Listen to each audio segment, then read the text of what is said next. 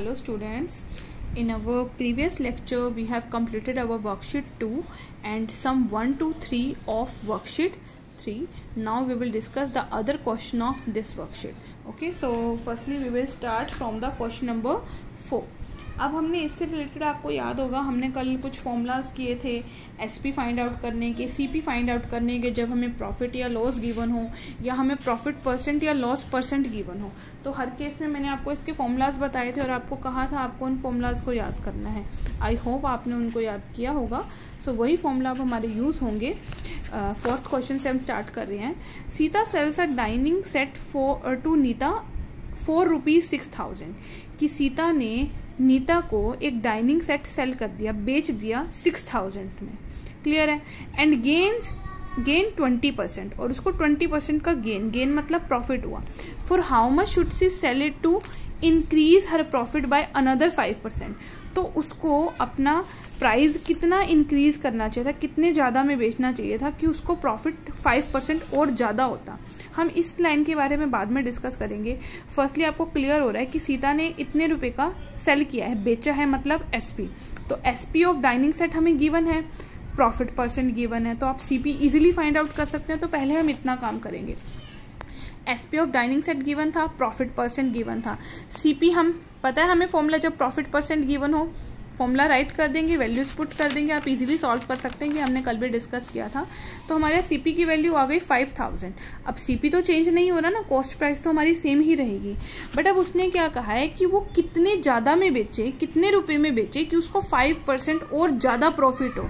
तो उसको और कितने में बेचना चाहिए था, कॉस्ट प्राइस पे कोई इफेक्ट नहीं पड़ा। तो अब उसने प्रॉफिट कहता है 5 और ज़्यादा इंक्रीज हो गया, पहले 20 था तो अब 25% उसको प्रॉफिट होना चाहिए। सीपी हमें पता है, हमने अभी निकाला, प्रॉफिट अब हमारा कितना है 25%। तो हमें यही बताना है ना हमारा सेलिंग प्राइस कितना होना चाहिए था। सेलिंग प्राइस का फॉर्मूला लगा दो, वैल्यूज पुट कर दो, this is the answer. Next one, Ranjan bought a second hand scooter for ₹6,000। Ranjan एक स्कूटर खरीदता है 6,000 का, सीपी दे दिया।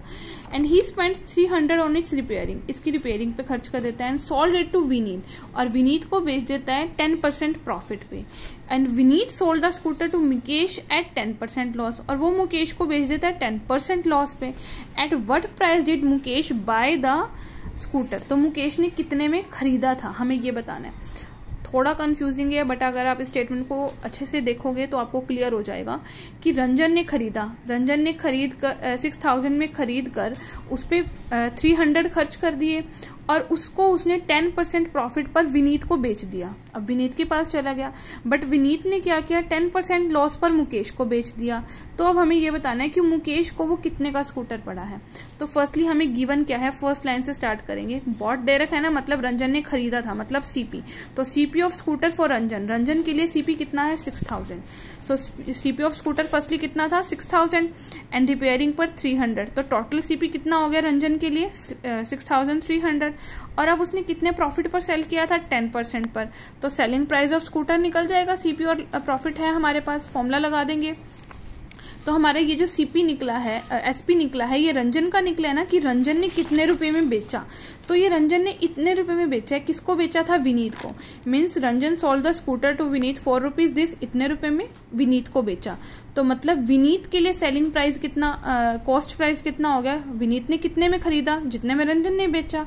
मतलब this is the CP of scooter for Vineet के लिए ये सीपी हो गया। ठीक है। अब कहता है विनीत ने ये मुकेश को बेच दिया 10% लॉस पर। सीपी हमें पता है विनीत का इतना था, अब उसने लॉस कितना हुआ उसको 10%। तो मतलब उसने कितने में बेचा, एसपी फाइंड आउट कर देंगे। सीपी और लॉस था तो फॉर्मूला लगा के एसपी निकल गया। एसपी ऑफ स्कूटर, विनीत ने ये किसको बेचा है, मुकेश को। यानी विनीत ने इतने रुपए में मुकेश को बेच दिया, तो मतलब मुकेश ने इतने में खरीदा है। That means Mukesh buy the scooter ₹4 this. Clear है। Next one, a man buys 2 pen at ₹20 each. एक मैन 2 पेन खरीदता है 20 रुपी ईच, हर एक को 20 रुपी में खरीदता है 2 पेन्स को।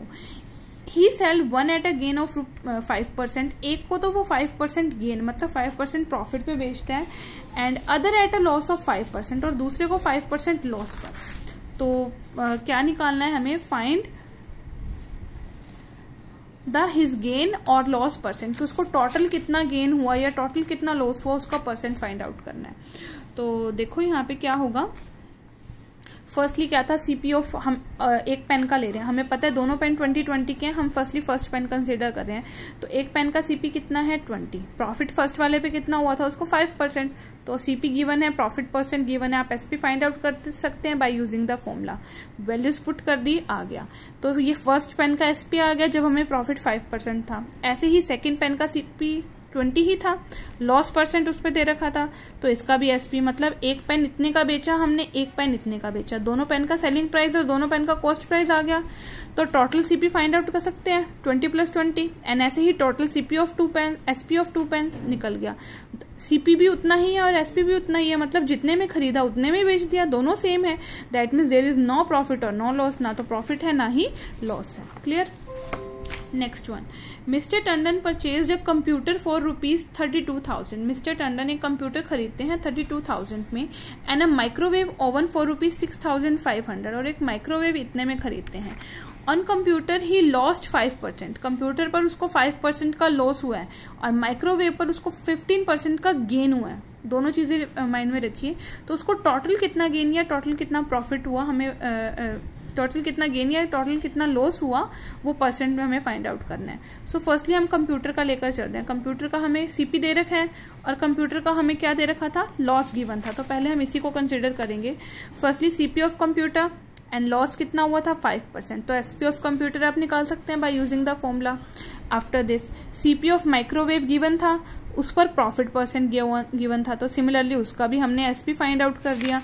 अब दोनों के सीपी और दोनों के एसपी आ गए, सो देन टोटल सीपी निकाल दोगे माइक्रोवेव और कंप्यूटर दोनों का, एंड ऐसे ही दोनों का एसपी निकल गया। अब टोटल सीपी भी आ गया, टोटल एसपी भी आ गया, तो अब आप यहाँ से क्लियरली देख सकते हो कि आपको प्रॉफिट है या लॉस है। आपको दिख रहा है यहाँ पर सीपी की वैल्यू ज़्यादा है एसपी से, मतलब आपको लॉस हुआ, तो फॉर्मूला फाइंड रख दोगे, सीपी माइनस एसपी, वैल्यू आ गई।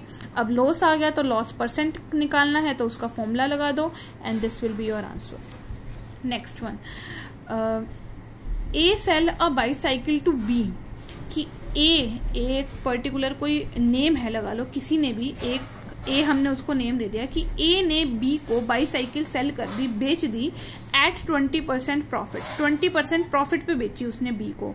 बी ने सी को बेच दी at a profit of 25% profit पे। इफ सी पेज ₹1500, अगर सी ने 1500 पे किया, मतलब उसको इतने की पड़ी है, देन व्हाट डिड ए पे फॉर इट, तो ए को कितने की पड़ी थी। तो इसको देखो, सबसे पहले हम मान के चलेंगे कि CP of bicycle for a, कि ए ने कितने में खरीदी थी, हमने मान लिया एक्स, ठीक है। अब प्रॉफिट ए को कितना हुआ था 20% का, ना क्वेश्चन में गिवन था कि ए ने 20% प्रॉफिट पर बेची है ना बी को, तो मतलब ए को कितना हुआ प्रॉफिट 20%। तो यहाँ से हमारा cost price of bicycle for a, देखो हमने क्या करा है, एसपी ऑफ बाईसाइकिल माना था कि उसने एक्स में बेची थी, तो सीपी ऑफ बाईसाइकिल हम फाइंड आउट कर सकते हैं कि ए को कितने में पड़ी थी ये, ठीक है। तो हमने फॉर्मूला लगा दिया यहाँ से, सीपी ऑफ बाईसाइकिल का वैल्यू रख दी, हमारा आंसर आ गया। क्लियर है?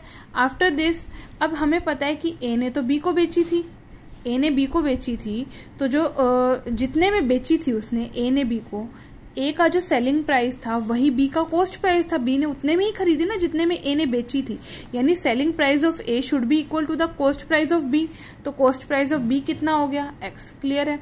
तो इसका प्रॉफिट उसने आगे बी को ने किसको बेची थी, सी को, कितने प्रॉफिट पर 25% प्रॉफिट पर, तो एसपी निकाल दोगे फॉर बी कि बी ने कितने में बेची, तो बी का हमारा सेलिंग प्राइस आ गया, यहाँ से वैल्यू आप निकाल लोगे सॉल्व करके। अब सेलिंग प्राइस ऑफ बी का मतलब क्या है कि बी ने कितने में बेची थी, अब बी ने बेची किसको थी, सी को, मतलब बी ने जितने में सेल की है उतने में ही सी ने खरीदी है, तो मतलब CP of scooter for C, जितना हमारा बी का सेलिंग प्राइस आया था वो selling price cost price for C हो गया, सी के लिए कॉस्ट प्राइस हो गया। क्लियर है? लेकिन हमें सी का कॉस्ट प्राइस तो गिवन था, कितना था 1500, मतलब this value should be equal to this value, रख दी, यहाँ से x की वैल्यू आ गई। अब x किसकी वैल्यू थी, CP of bicycle for a, sorry x हमारी किसकी वैल्यू थी, यहाँ से SP of bicycle for a, कि ए ने कितने में बेची थी, ये तो x तो हमारी उसकी वैल्यू थी। हमें क्या निकालना था कि a ने कितने में खरीदी थी, मतलब सीपी निकालना है। सीपी की वैल्यू हमने यहाँ से अभी निकाली थी 5/6x, तो CP of bicycle for a निकाल देंगे, वैल्यू पुट कर देंगे, this is the answer. So you have to complete this worksheet in your fair notebook. Thank you.